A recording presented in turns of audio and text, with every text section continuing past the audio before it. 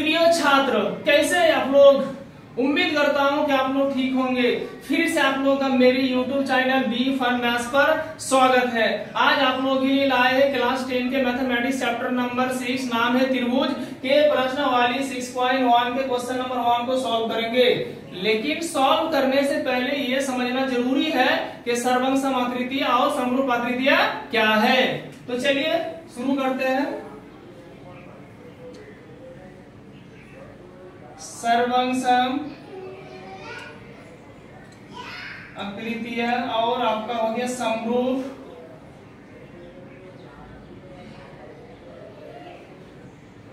आकृतियां। लेकिन सर्वंग समाकृतियां और समरूप आकृतियां को समझने से पहले आपको दो वर्ड जानना जरूरी है। वो दो वर्ड कौन है? तो पहला हो गया शेप, अब दूसरा हो गया आपका साइज, इसको हिंदी में बोलते हैं आकार, और ये वाला हो गया आपका आमाप। अब ध्यान दीजिए, यदि बोलेंगे, ध्यान दिए, सबसे पहले समझ लेते हैं शेप मतलब शेप क्या और साइज क्या है। तो जैसे बोलेंगे ये वाला क्या है, तो शेप में बोल देंगे सर शेप में क्या है, गोलाकार है। शेप में क्या है, तो गोलाकार है। फिर बोलेंगे ये शेप में क्या है, तो बोलेंगे वर्गाकार है ना। फिर यदि आपसे पूछा जाए कि ये शेप में क्या है, तो बोलेंगे सर आयताकार है। तो ये हो गया शेप। मैं नीचे एक सर्कल और ड्रॉ कर रहा हूँ छोटा वाला, तो बोलेंगे ये क्या है, तो गोलाकार है। लेकिन साइज में छोटा बड़ा है, साइज में क्या है, छोटा बड़ा है। अब ये वाला भी, ये भी मतलब वर्गाकार है, ये भी वर्गाकार है। तो शेप में दोनों तो वर्गाकार हो गए, लेकिन साइज में क्या है, छोटा बड़ा है ना। तो हम लोग को शेप और साइज समझ में आ गया। अब हम लोग समझ लेते हैं सर्वंग समाकृतियां क्या है और समरूप आकृतियां क्या है। अब ध्यान दीजिए बाबू, यदि आपका शेप और साइज दोनों समान हो, यदि आपका है ना शेप और साइज दोनों समान हो, तो ऐसे आकृतियां को बोलेंगे सर्वंग समाकृतियां। दूसरा हो गया आपका शेप एंड साइज, यदि आपका शेप क्या हो, समान हो, साइज क्या हो, अलग अलग हो।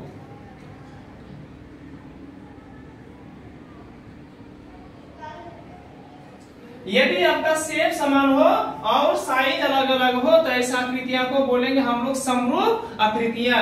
जैसे मैं यहाँ ड्रॉ कर रहा हूँ, ध्यान दीजिए, मैं एक सर्कल ड्रॉ कर रहा हूँ। तो इसका भी रेडियस आपका मान लेते 4 सेंटीमीटर है, और इसका भी रेडियस मान लेते हैं ना, छोटा बड़ा दिखने में लग रहा है, मान लीजिए ना, मानने से क्या हो जाएगा, तो r बराबर यहाँ भी 4 सेंटीमीटर है ना। ये भी मतलब ये भी गोल है, ये भी गोल है, ये भी सर्कल है, ये भी सर्कल है। इनकी रेडियस 4 सेंटीमीटर है और इसका रेडियस क्या 4 सेंटीमीटर है। यदि आपसे पूछा जाए कि शेप में क्या, तो बोलेंगे सर दोनों सर्कुलर है। साइज में क्या है, एक जैसा है, तो बोलेंगे ऐसे आकृतियों को बोलेंगे सर्वंसम आकृतियां।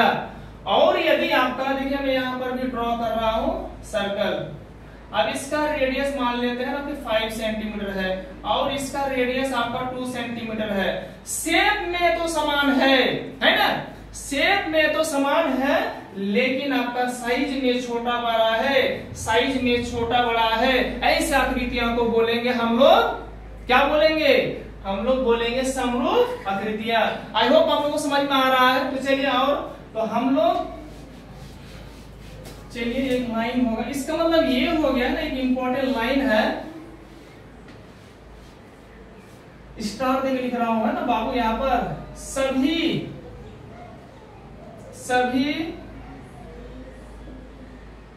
सर्वंसम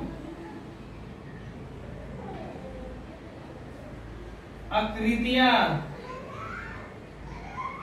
समरूप होती है, परंतु सभी समरूप आकृतियों का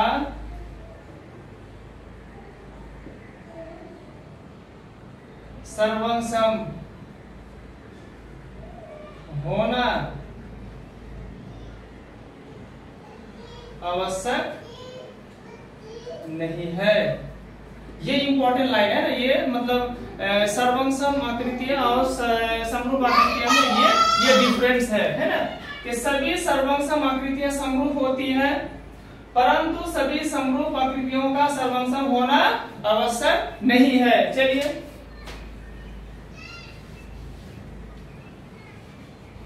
अब ध्यान दीजिए आप लोग, है ना, अब ध्यान दीजिए। अब हम लोग देखिए क्वेश्चन कैसे मान लेंगे। देखिए यदि मैं ले रहा हूं, मान लेते यदि मैं ले रहा हूं वृत्त, क्या दुनिया में सभी वृत्त, एक बात बताइए आप लोग, क्या सभी वृत्त समरूप होती है या फिर आपका सर्वंसम होती है ना? यदि बोलेंगे सभी जो वृत्त हो गया है ना, कोई आपका रेडियस आपका 2 सेंटीमीटर हो सकता है, तो कहीं पर आपका रेडियस क्या 1 सेंटीमीटर हो सकता है, और भी बड़ा बड़ा हो सकता है। इसीलिए सभी वृत्त सर्वंसम नहीं होते हैं, सभी वृत्त सर्वंसम नहीं होते। सभी, यहाँ पर ध्यान दिए, सभी वृत्त क्या होते हैं तो समरूप होते हैं, सभी वृत्त क्या होते हैं तो समरूप होते हैं। ध्यान दिया आप लोग, सभी वर्ग। अगर मैं यहाँ पर वर्ग ड्रा कर रहा हूँ ना, वर्ग की जो चारों साइड होती है ना इक्वल होती है, ये भी अगर 10 सेंटीमीटर तो ये भी 10 सेंटीमीटर होगा। अच्छा एक बात बताइए ना, क्या सभी जो वर्ग होंगे सभी 10-10 के होंगे? क्या सभी वर्ग 10-10 सेंटीमीटर के होंगे? तो सभी वर्ग नहीं होते हैं ना, सभी वर्ग नहीं होते। इसीलिए आपका ये सही होगा कि सभी वर्ग क्या होते हैं, समरूप होते हैं। और आपका सभी समबाहु त्रिभुज समरूप होते हैं। समबाहु त्रिभुज है ना, सभी समबाहु त्रिभुज क्या होते हैं तो आपका सभी समबाहु त्रिभुज समरूप होते हैं। और ये जो है ना, ये तीनों जो क्वेश्चन है ना, ये एग्जाम में पूछा जाता है।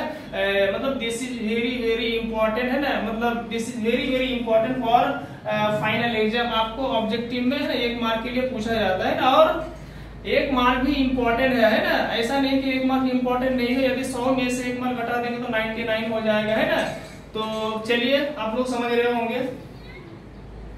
भुजाओं की समान संख्या वाले 2 बहुभुज समरूप होते हैं यदि पहला शर्त क्या है, उनके संगत कोण क्या होंगे तो बराबर होंगे।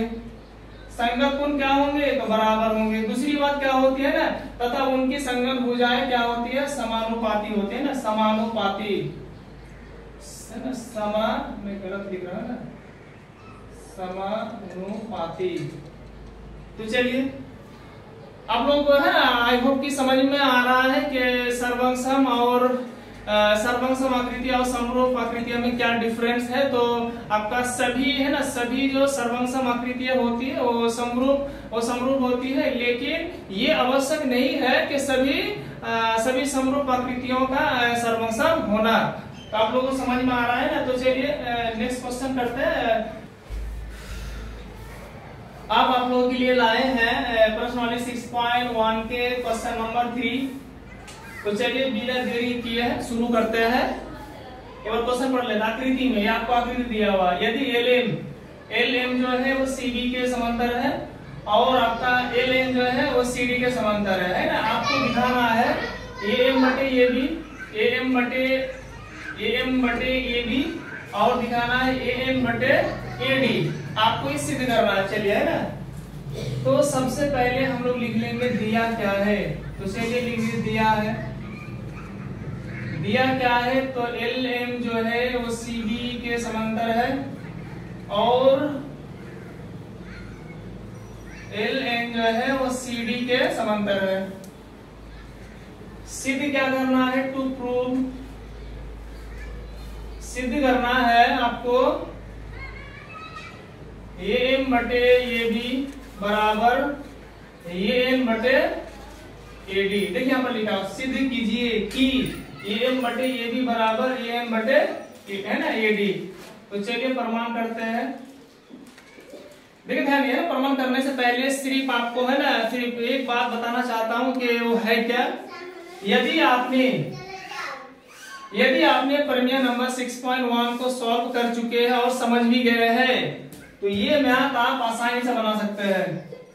तो मान लेते हैं ABC त्रिभुज है और BC के समांतर एक रेखा खींची गई है जो D है।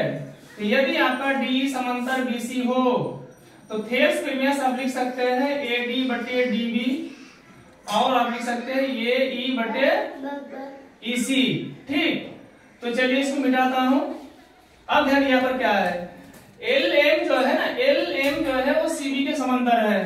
तो एल एम मतलब एल एम जो है वो सीबी के समांतर है, तो किस त्रिभुज में पड़ रहा है? तो त्रिभुज क्या, एल एम और सीबी, तो त्रिभुज क्या नहीं हो रहा, ए बी सी।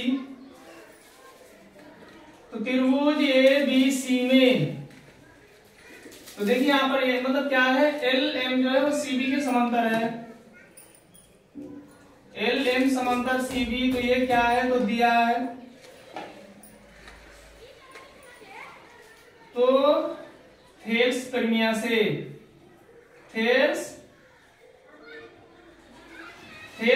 क्या हो जाएगा, ये जो है मतलब एल एम जो है वो सीबी के समांतर है, तो आपका त्रिभुज बन रहा है ए बी सी। तो क्या नहीं हो जाएगा, ए एम बटे एम बी,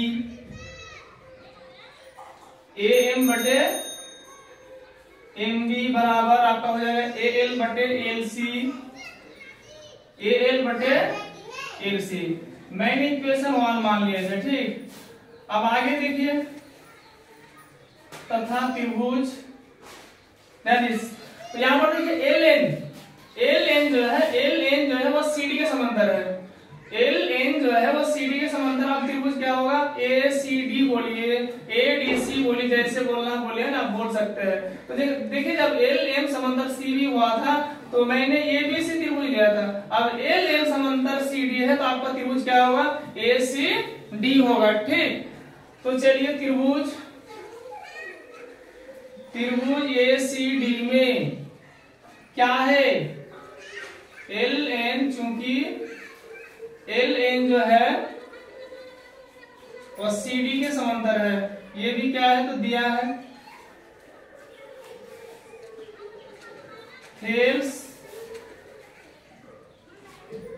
थेल्स प्रीमिया से क्या होगा आपका, देखिए ऐसे हो जाएगा ना, ए एन बटे एन डी, ए एन बटे एन डी बराबर ए एल बटे क्या हो जाएगा, ए एल बटे एल सी। ये आपका हो गया इक्वेशन 2।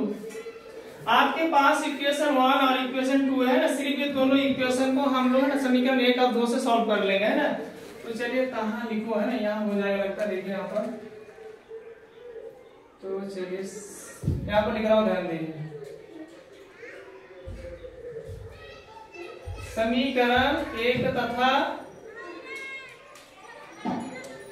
2 से, तो देखिए यहाँ पर है ना, मैं कई बार बोल चुका हूं, यदि आपका x बराबर y है और y बराबर b है, तो यदि आपका इक्वेशन 1 हो गया, ये इक्वेशन 2 हो गया, तो समीकरण 1 और 2 से आप लिख सकते हैं x बराबर b। क्योंकि x बराबर y है और y बराबर b है, तो x जो है वो b के बराबर होंगे। ठीक, तो यहाँ पर हम बिल्कुल है ना ऐसा ही करेंगे। तो एम बटे एम बी, ए एल बटे एल सी, और ए एल बटे एन डी, एल बटे एल सी। देखिए यहाँ भी ए एल बटे एल सी के बराबर ये है और ए एल बटे एल सी के बराबर ये है, तो हम लिख सकते हैं समीकरण 1 और 2 से ए एम बटे एम बी, ए एम बटे एम बी बराबर ए एम बटे एन डी। ठीक, इतना आगे ध्यान दीजिए आप। अब इसको सॉल्व करने के लिए ध्यान दीजिए, आप लोग है ना, देखिए हमको मैथ किसी भी तरह प्रूव करना है, और वो आपके सामने है ना, ए बटे ए बी और ए बटे ए डी। अभी क्या प्रूव हुआ है, नहीं हुआ है प्रूव। ठीक, इसको आप थोड़ा है ना, इसको थोड़ा मतलब ऐसे उसको पलट दीजिए, है ना, एम बी बटे ए एम और एन डी बटे ए एन। अब बोलेंगे क्या सर, हम ऐसे भी लिख सकते हैं? हाँ बिल्कुल लिख सकते हैं ना। इधर ये जैसे मान लीजिए यदि a बाई बी है और c बाई डी है, तो यदि आप इसको पलट देंगे, a बटे बी a बटे बी को b बटे a कर देंगे, तो आपको उधर वाला है ना कर देंगे d बटे c। तो आप है ना ऐसे कर सकते हैं ना, ये आप अकॉर्डिंग टू मैथमेटिक्स के अनुसार आप कर सकते हैं ना। अब देखिए आप लोग, अब करना क्या है, कुछ नहीं करना है आपको, सिर्फ है ना ये एम बी बटे ए एम दोनों तरफ एक जोड़ देना है। ND बटे ये M और आपका प्लस 1 हो जाएगा। मैंने ये जो इक्वेशन है ना, ये जो समीकरण है, लेफ्ट साइड में भी मैंने 1 जोड़ दिया और राइट साइड में भी मैंने 1 जोड़ दिया है ना।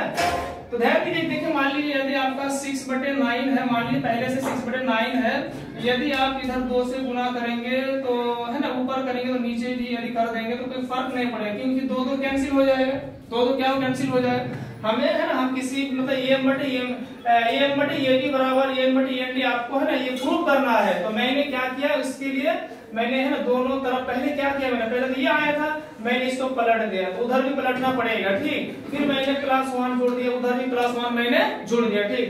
तो चलिए मिटा रहा हूं, जगह नहीं उधर, फिगर नहीं मिटाएंगे है ना, सहारा लेना पड़ेगा फिगर का थोड़ा।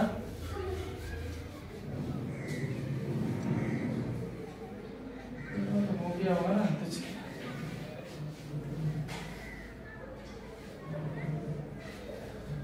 अब देखिए थोड़ा और एक बार ना रिपीट यहाँ लिख रहा हूँ, ध्यान दीजिए। तो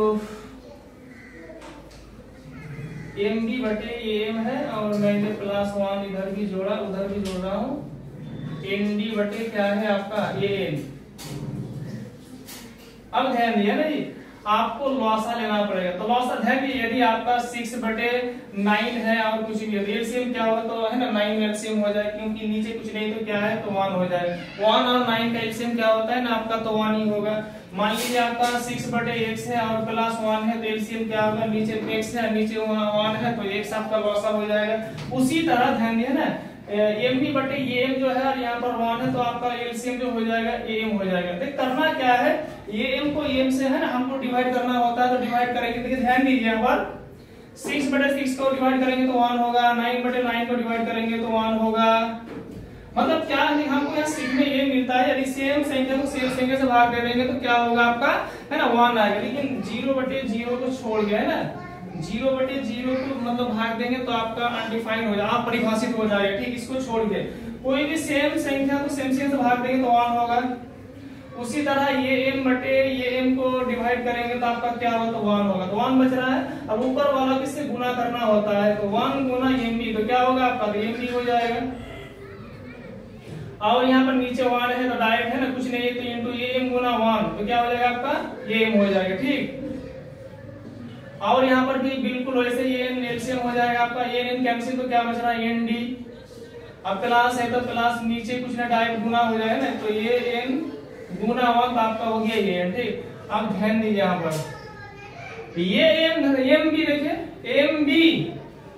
MB है, MB को BMB तो बोल सकते हैं ना, MB हो गया और प्लस में ये M है, तो क्या ये AB का बराबर नहीं है। देखिए ध्यान दीजिए, MB एक बार हो गया ना, फिर ये M बीच में प्लस है, तो क्या टोटल ये AB का बराबर नहीं है, तो बिल्कुल है, तो आपका हो जाएगा AB। नीचे तो ये M है, रहने देते उसे।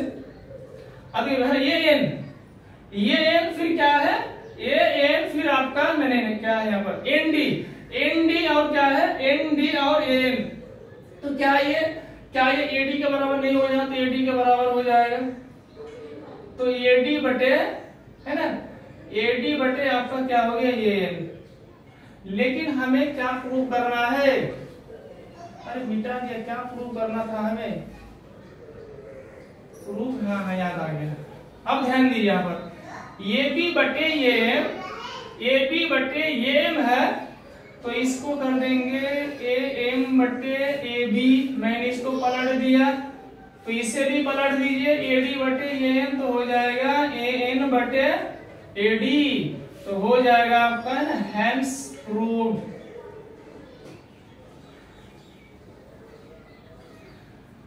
तो यदि आप लोगों का मेरा वीडियो है ना, मैं जो टीचिंग कराता हूं, तो यदि आप लोगों को समझ में है ना आ रहा है, तो आप लोग मेरा YouTube चैनल सब्सक्राइब कर दीजिएगा और लाइक भी कर दीजिएगा, है ना। और मुझे टाइम देने के लिए आप लोगों का बहुत बहुत शुक्रिया। और हाँ, यदि आप लोगों को समझ में नहीं आ रहा है तो जरूर आप लोग है ना कमेंट कीजिएगा, मैं और बेहतर पढ़ाने की है ना, बेहतर शिक्षा देने की प्रयास करूंगा। तो चलिए, आप लोगों का बहुत बहुत शुक्रिया।